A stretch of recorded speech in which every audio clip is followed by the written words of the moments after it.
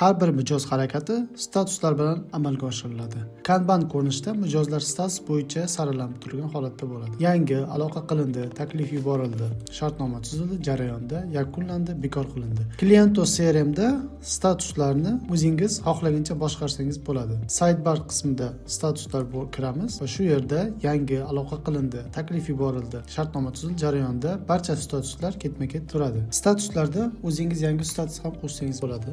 Misol uchun qayta aloqa degan status. O'zingiz rang berasiz xohlagan rangingizda va qo'shish tugmasini bosasiz. Qayta aloqa bizda qo'shildi. Tartibi 8 turibdi. Bu tartib nima uchun kerak? Misol uchun buni eng yuqoriga qo'ysak, tartibi 1 bo'ldi va mijozlar bo'limiga kirib Kanbanga qarasak, birinchi qatorda qayta aloqa statusli mijozlar ro'yxati chiqadi. Bizda hozir bu bo'sh turibdi. Endi mijozlarning statusini o'zgartirishni ko'rib chiqamiz. Avvalo Kanban ko'rinishida mijozlarni shunchaki olib, ularni istalgan statusga o'tkazsak bo'ladi. Aziz Sattorovni hozir qayta aloqaga o'tkazdik. Aziz Yusupov yoki Diyor Turg'unov o'tkazamiz va yana boshqa ko'rinishi jadval ko'rinishida to'g'ridan to'g'ri o'zgartirsak bo'ladi va grid ko'rinishida ham xuddi shunday to'g'ridan to'g'ri o'zgartirsak bo'ladi.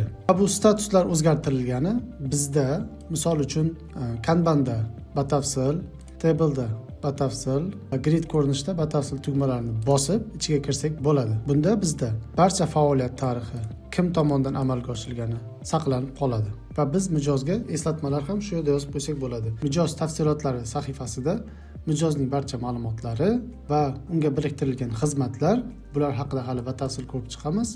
Bitimlar bo'lishi mumkin, vazifalar, eslatmalar, uchrashuvlar, qo'ng'iroqlar barchasi biriktiriladi shu yerga. Mijoz haqida eslatmalar yozib qo'ysak bo'ladi va mijozning faoliyat tarixi barchasi yozib boriladi. Eslatmalarga misol qilib, misol uchun qayta aloqaga chiqildi deb yozib qo'ysak, keyin kirgan boshqa menejerlarimiz mana shu eslatma orqali ko'rib tursa bo'ladi.